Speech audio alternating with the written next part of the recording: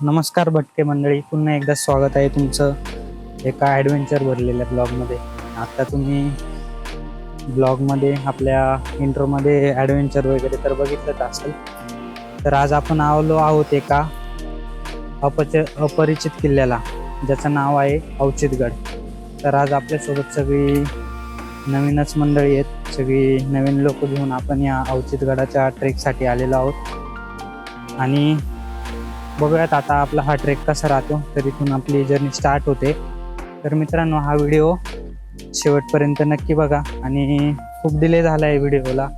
आपला last video पाठीमागच्या 1 वर्षापासून व्हिडिओ नाही आलेले. तर पावसाळ्यातील हा आपला पहिलाच ब्लॉग आहे. काही ऑन गोईंग ब्लॉग आहेत ते पण टाकूयात. तर चला मित्रांनो, व्हिडिओ शेवटपर्यंत नक्की बघा.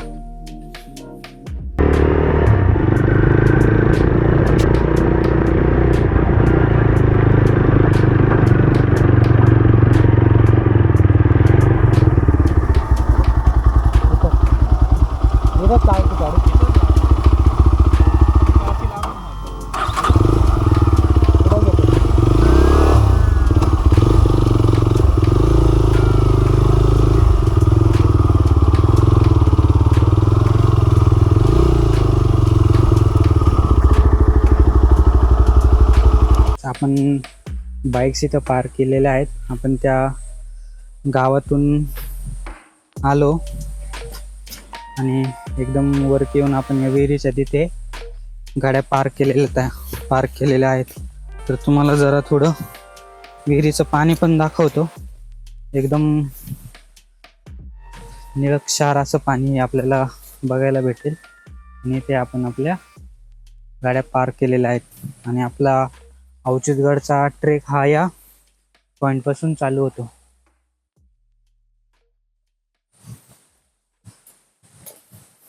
तर आज आपल्यासोबत टोटल 8 मंडळी आहेत. म्हणजे आपण टोटल 8 लोक या ट्रेकसाठी आलेलो आहोत. आणि सगळीच मंडळी आपली एकमेकांसाठी नवीन आहेत. तर आपल्याला आपला ट्रेकर मित्र मिलिंद इथे घेऊन आलाय. मिलिंदचं गाव आहे इथे आंबोशी. तर त्याला इथली बऱ्यापैकी माहिती आहे. तर इथं आपल्याला असे हे क्रिस्टल भेटले, काय माहित कसे.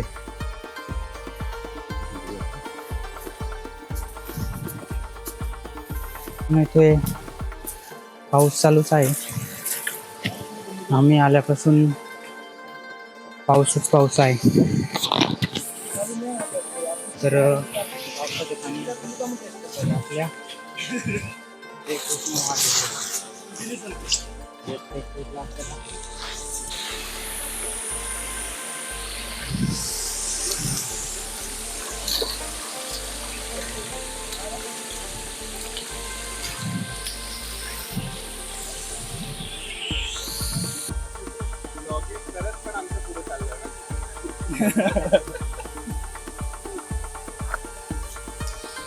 बघायला मिळत आहेत.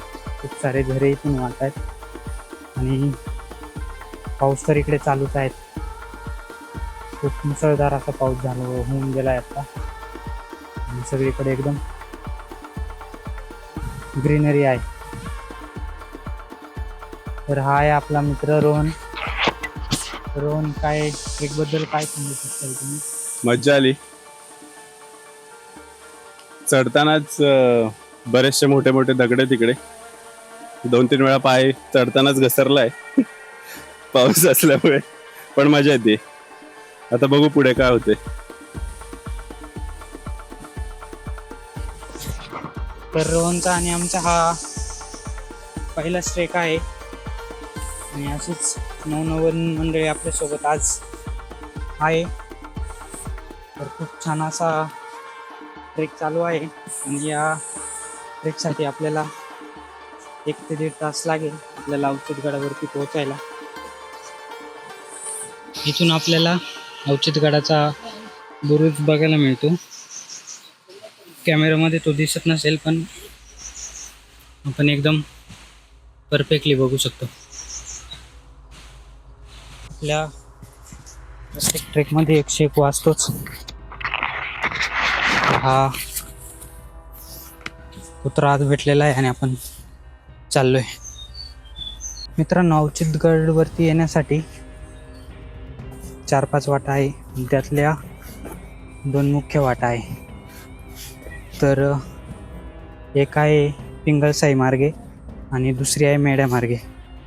तर पिंगळसाई मार्गे अवचितगडाला यायचं असेल तर आपल्याला रोह्यातून पायी चालत पिंगळसाई या गावात आणि मग तिथून पुढे अवचितगडावरती यायला लागतं.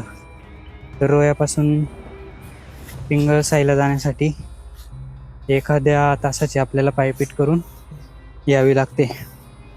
आणि दुसरा जो रूट आहे मेढ्या मार्गे तो खूप इझी आहे आणि त्याच रूटने आपण आलो आहे. तर तुम्हाला तिथे लोकेशन दाखवलीच.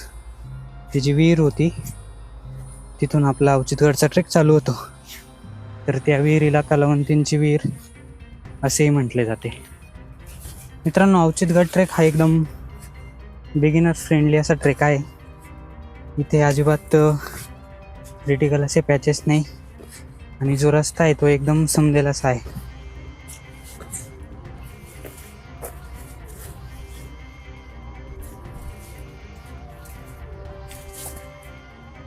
मित्रांनो, ट्रेक दरम्यान आपल्याला आंब्याची करवंदीची झाडे बघायला मिळत आहे. तर करवंदकरांसाठी हा ट्रेक उन्हाळ्यामध्ये मस्त असू शकतो. बोल, काहीतरी बोल.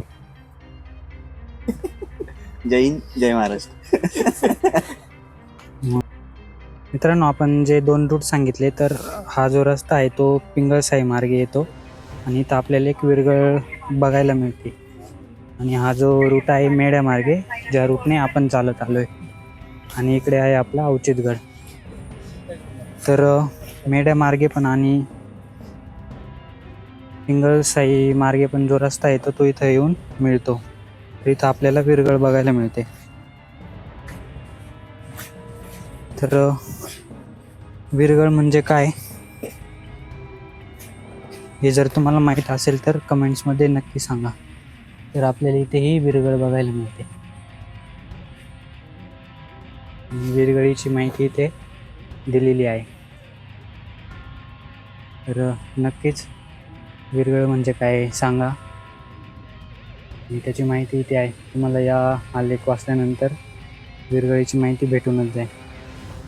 तर मेढ्या मार्गे अवचितगडला कसं यायचं तर आम्ही फॉलो केलेला रोड तुम्हाला सांगतोय. आम्ही नागोठणे मार्गे रोह्याकडे प्रवास केला आणि जो रोह्याकडे रस्ता जातो नागोठणे मार्गे त्याच रस्त्याला हा अवचितगड आहे. तर जो मेन रोड आहे जो रोह्याकडे जातो तिथून फक्त 10 ते 15 मिनिटांच्या अंतरावरती आपला अवचितगडचा बेस विलेज मेढा आहे.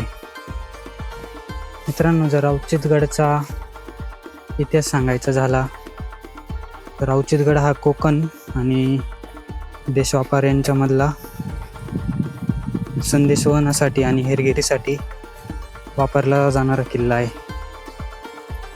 नागोठणे बंदर, रोहा बंदर या परिसरातला जे धारा वसुलीचं काम होतं ते अवचितगडावरून केलं जायचं.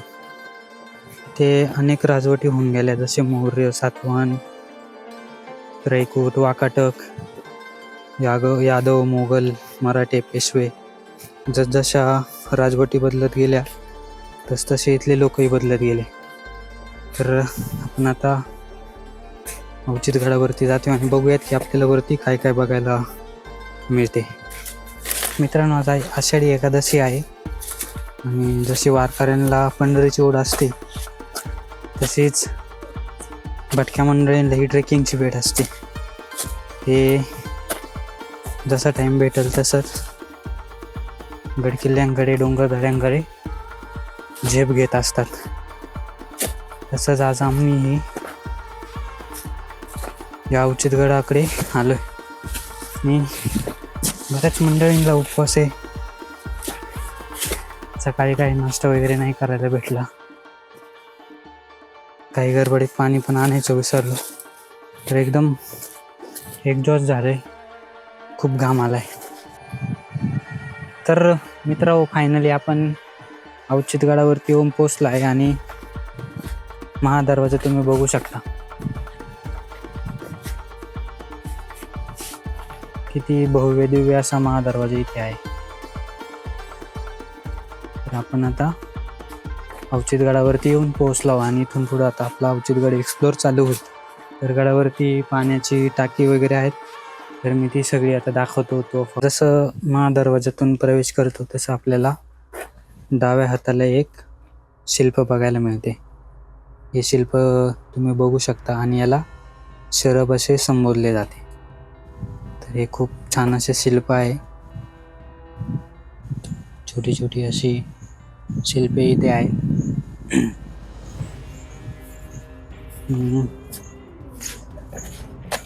खूप मोठा असा परिसर आहे अवचितगडाचा. एकदम ग्रीन ग्रीन आहे सगळीकडे.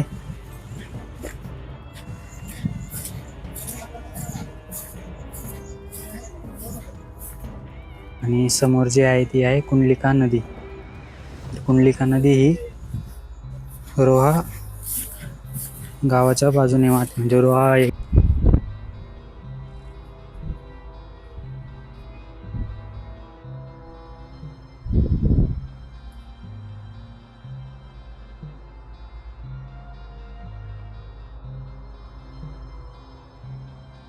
दरवाजाच्या एकदम समोर ही तोफ बघायला मिळते, जिचं नूतनीकरण झालेलं आहे.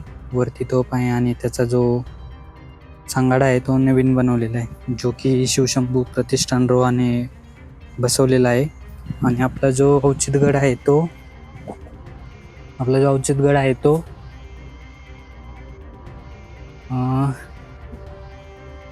प्राचीन स्मारक आणि पुरातत्वीय स्थळे अवशेष अधिनियम 1958चे कलम 24 तसेच हे महत्त्वाचे स्मारक म्हणून घोषित करण्यात आलेले. तर इथं आपल्याला भारतीय पुरातत्व सर्वेक्षण खात्याचा एक बोर्ड लावलेला दिसतो की इथं आपल्याला आपण कुठलेही बेकायदेशीररित्या काही काम किंवा आपण कुठल्याही गोष्टींना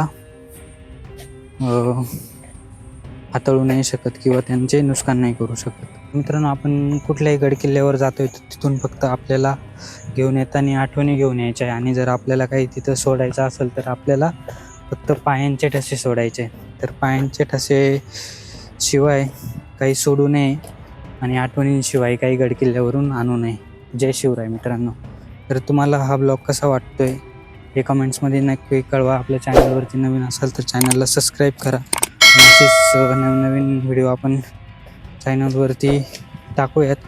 मध्यंतरी काही कारणास्तव भटकंती कमी झाली होती, बंद होती आणि लवकरच आपले छोटे ट्रेकर अगस्त्य आपल्याला जॉईन करतील. तो पण 11 महिन्यांचा झाला आहे. त्याला तुम्ही बघतच असाल, इंस्टाला आपण व्हिडिओ पोस्ट करत असतो. तर लवकरच आपला छोटा जाऊन आपल्याला जॉईन करेल आणि आपली ही जी भटकंती आहे ती नव्या योगाने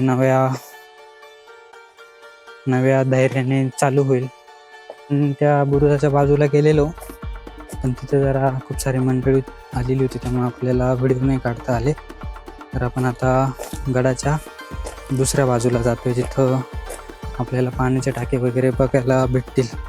आणि गडाची भौगोलिक परिस्थिती किंवा स्थिती सांगायची झाली तर हा गड खूप मोठा आहे आणि आपल्याला जागोजागी तोफ आणि वेगवेगळी शिल्पे बघायला भेटतील. आता इथे तुम्ही बघू शकाल, इथे एक छोटीशी तोफ लावलेली आहे.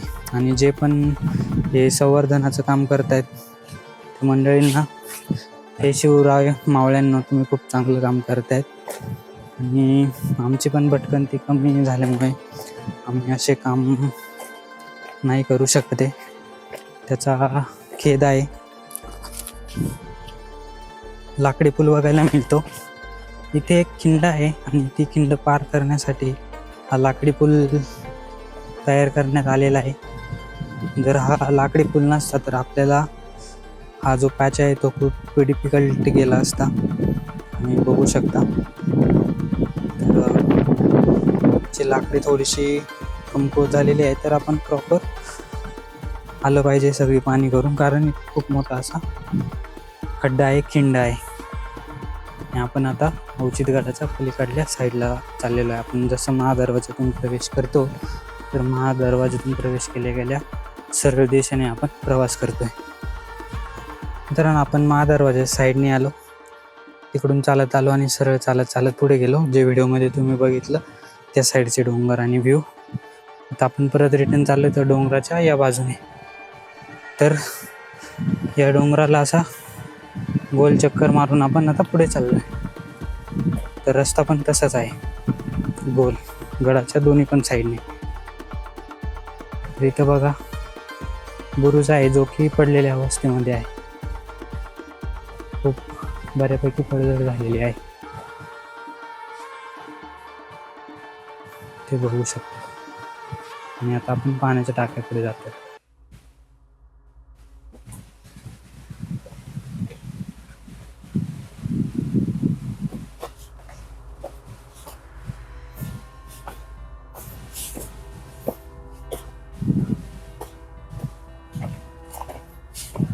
त्यावरती बरंच बांधकाम झालेलं होतं, आता ते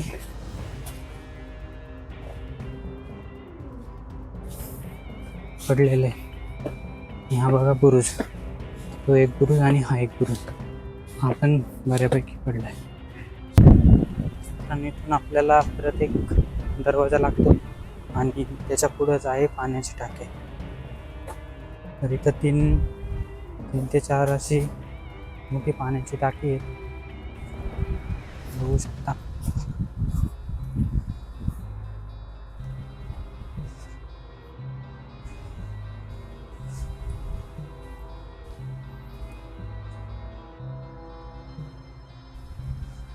इथे पण आपल्याला वेगवेगळे शिल्प बघायला मिळतात.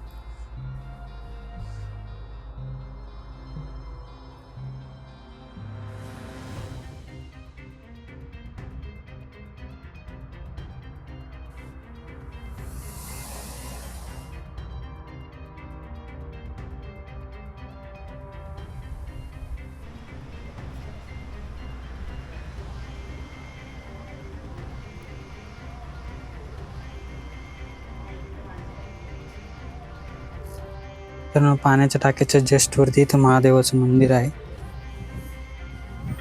आपल्याला इथे कोरलेला नंदी,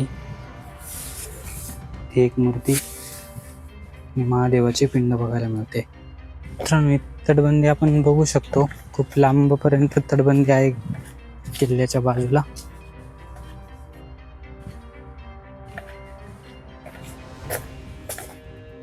आणि हा आहे दिंडी दरवाजा.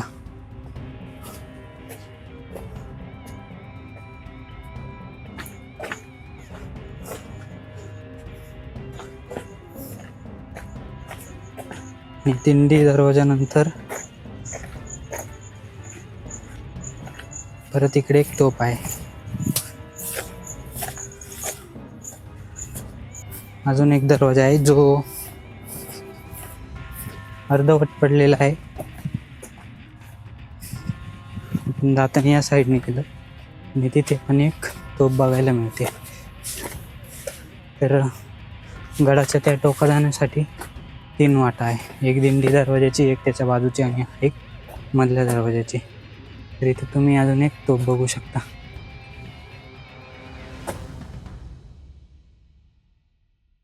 आणि आपण थोडंसं पुढं गेलो तर आपल्याला इथे खूप मोठी विहीर बघायला मिळते, बघू शकता. खूप मोठा हा तलाव आहे, विहीर नाही ॲक्च्युली तलाव आहे.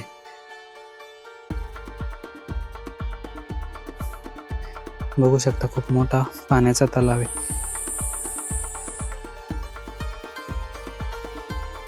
बापरे, बघून घ्या, खूप मोठा, खूप वाईट असा हा तलाव आहे.